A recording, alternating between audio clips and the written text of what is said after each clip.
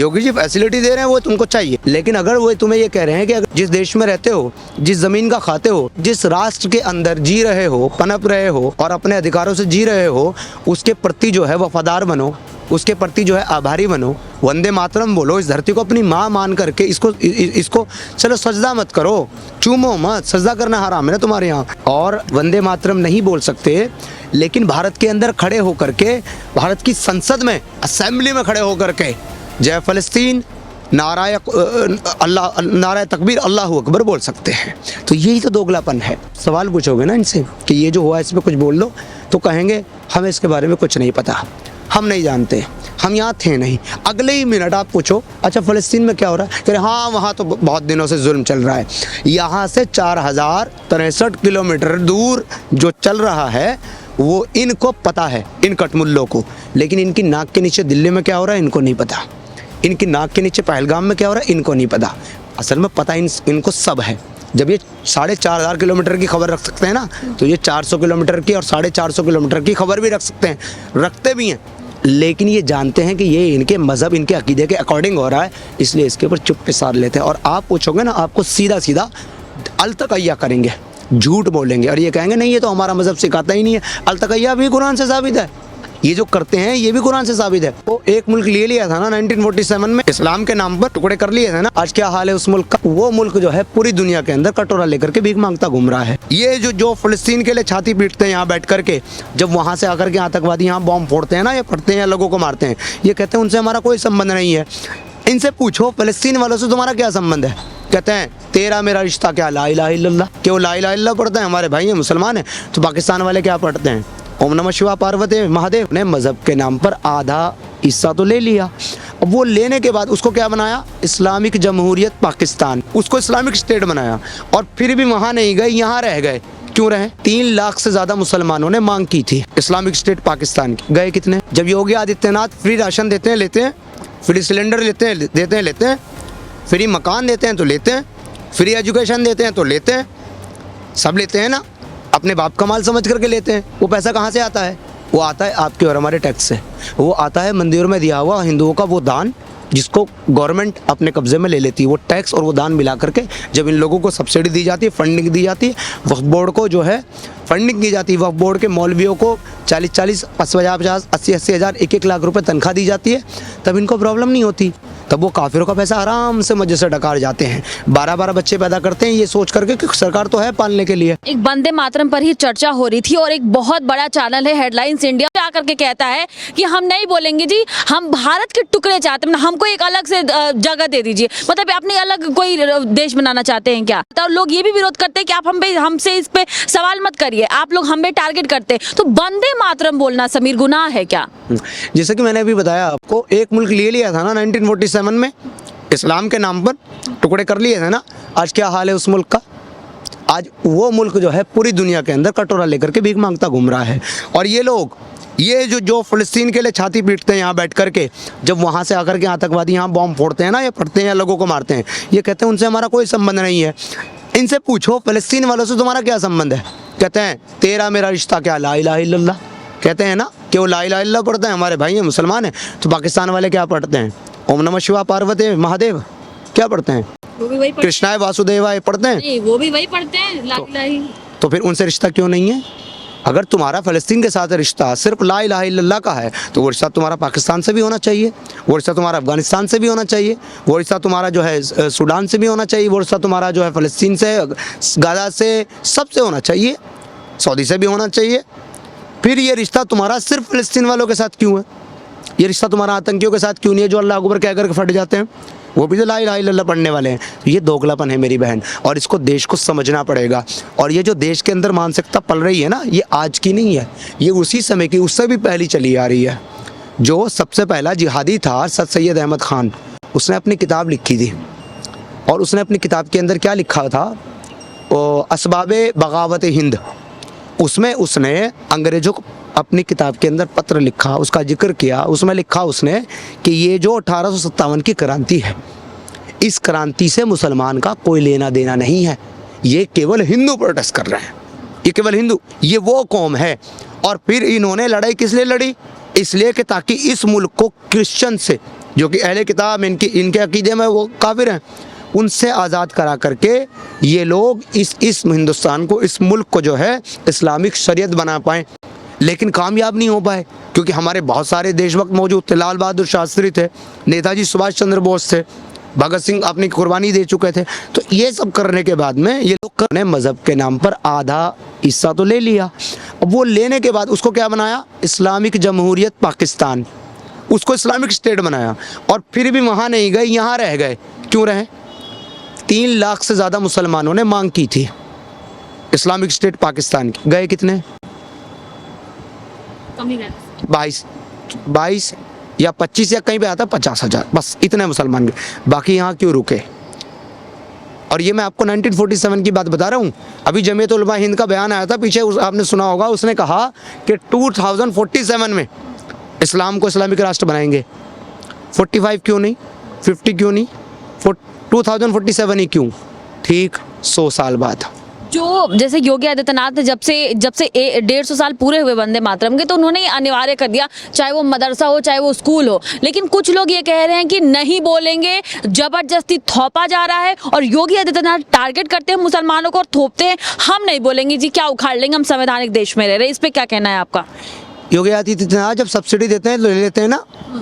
जब Yogi Adityanath free ration देते हैं, लेते हैं, फ्री सिलेंडर लेते हैं, फ्री मकान देते हैं तो लेते हैं, फ्री एजुकेशन देते हैं तो लेते हैं, सब लेते हैं ना। अपने बाप का माल समझ करके लेते हैं। वो पैसा कहाँ से आता है? वो आता है आपके और हमारे टैक्स से।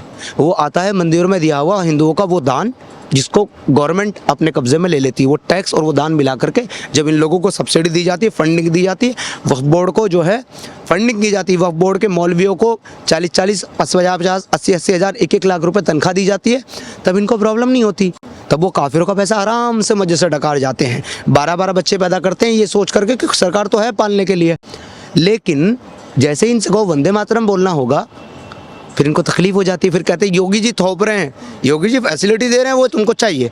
लेकिन अगर वो तुम्हें ये कह रहे हैं कि अगर जिस धरती पर रहते हो, जिस देश में रहते हो, जिस ज़मीन का खाते हो, जिस राष्ट्र के अंदर जी रहे हो, पनप रहे हो और अपने अधिकारों से जी रहे हो, उसके प्रति जो है वफादार बनो, उसके प्रति जो है आभारी बनो, वंदे मातरम बोलो, इस धरती को अपनी माँ मान करके इसको चलो सजदा मत करो, चूमो मत, सजदा करना हराम है ना तुम्हारे यहाँ। वंदे मातरम तो कह सकते हो, वो कहो तो ये कहेंगे नमन करना है ना भारत माँ को। हाँ, तो ये लोगों से दिन भर बात करते हो यही कहते हैं, भारत माँ को नमन नहीं कर सकते क्योंकि हम तो माँ ही नहीं समझते। जब माँ समझेंगे तो नमन कैसे करेंगे?